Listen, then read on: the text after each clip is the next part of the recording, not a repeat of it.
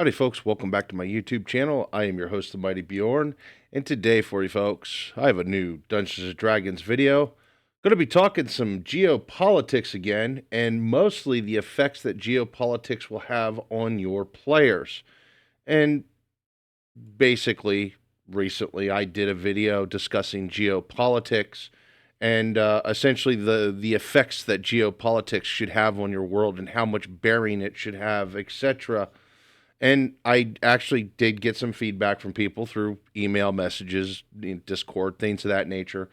And essentially, the general opinion of these messages, which was outside the norm, if you will, was geopolitics doesn't matter. It's not going to have an effect on the players. And what I have to say is everyone is entitled to their opinion, and those that feel that geopolitics would not have any effect on the players, thus it doesn't matter, well, they'd be completely wrong. So the thing to understand is geopolitics would definitely have a very heavy influence on your players. And I'm going to go in why geopolitics would have an effect on your players, especially if you let it. It's kind of one of those things. If you really decide to go into that layer of depth in your Dungeons and Dragons world, then obviously it should have an effect on your players and in multiple different ways. So I'm going to dive into that here. But really quickly, let's just throw this out here. This is just a very baseline, bare bones. This is what geopolitics is. This is what it does, etc. And I'm going to get more into it because one of the core things that geopolitics is going to have that's going to affect the players is trade routes and travel. Essentially, geopolitics is kind of basically a kingdom's or a king's or government's influence based on the terrain. And that terrain is going to have an effect more heavily so probably on Dungeons and Dragons than, say, a more modern setting. Because with a modern setting, you'll have aircraft, you'll have large, fast-moving tanker ships, fast-moving vehicles, etc., where everything here is done by essentially sailing and, horse and buggy travel or walking, more mundane travel. Don't get me wrong, there is teleportation in Dungeons & Dragons, but teleportation does have its limits. And essentially, that's not how trade's going to be done, nor will that be how most of your travel is done, or at least most of the travel for your players. Now, I have a quick question for everyone viewing this video, and this is kind of a rhetorical question. What is something that every player needs for their characters? Well, that's a pretty simple answer, because every player needs equipment. And that's one thing that geopolitics is going to have an influence on. Now, let me dive on in here to why. If your fighter is on a quest and needs a replacement sword because his sword got busted or broken, and he can't get one because essentially the local blacksmith doesn't have the materials to create a new sword because he hasn't gotten his shipment of iron in a while, well, that's geopolitics at work for you.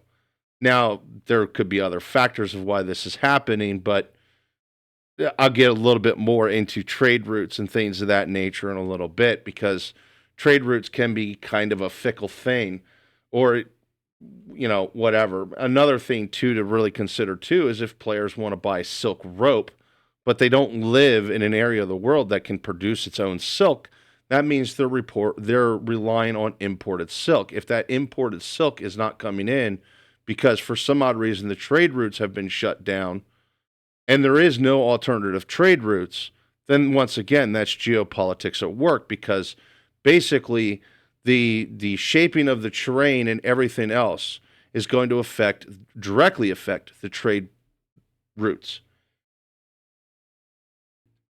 And it's also going to affect the cost of things on those trade routes.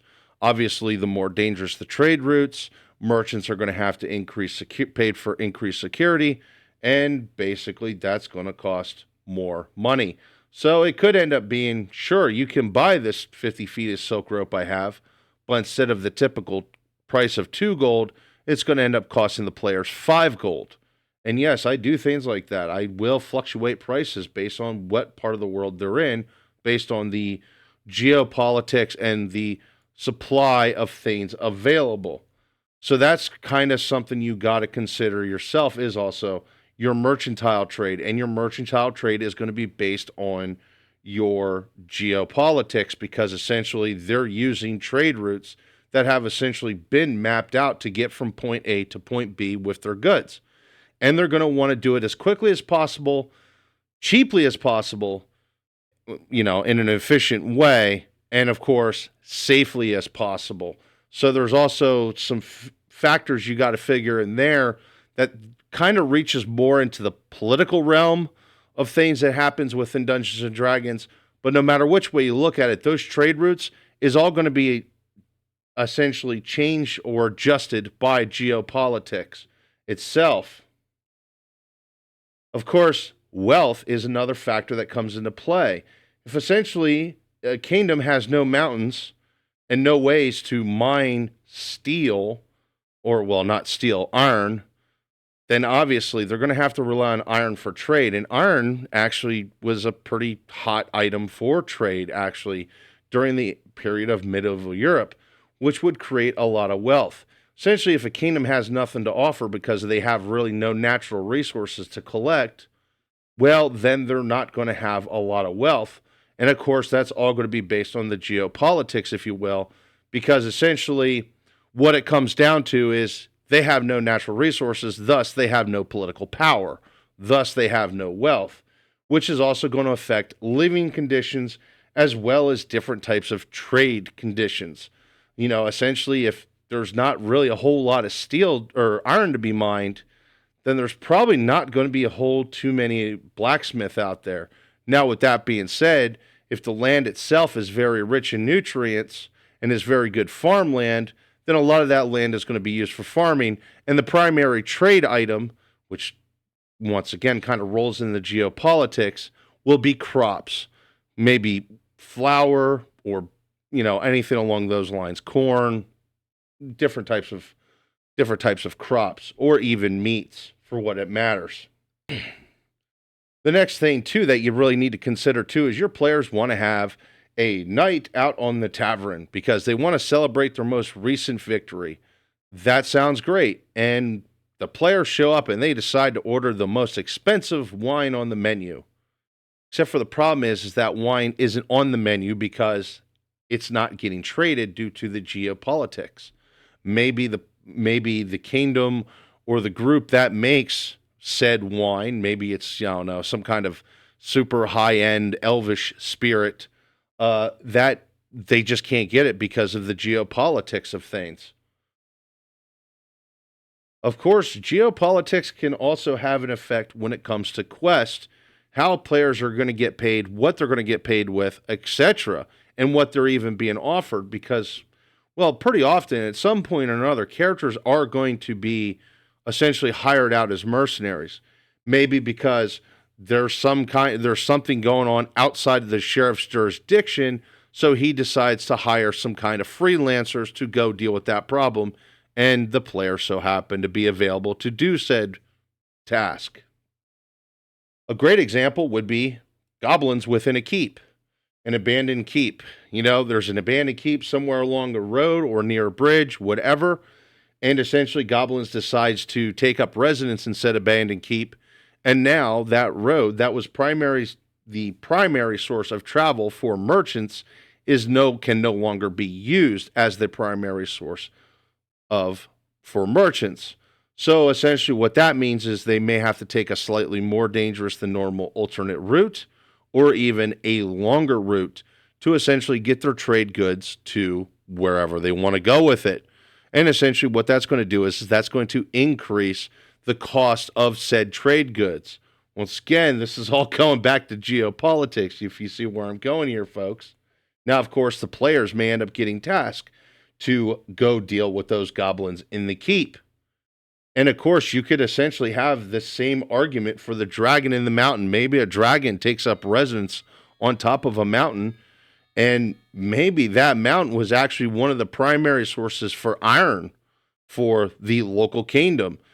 Well, Now the players has to go clear that out, because essentially now that kingdom has to rely on essentially their neighbor to get that iron trade. Or if that was their primary export, well, they're going to start slowly seeing their money kind of disappear, because now they don't have their primary export that they can use.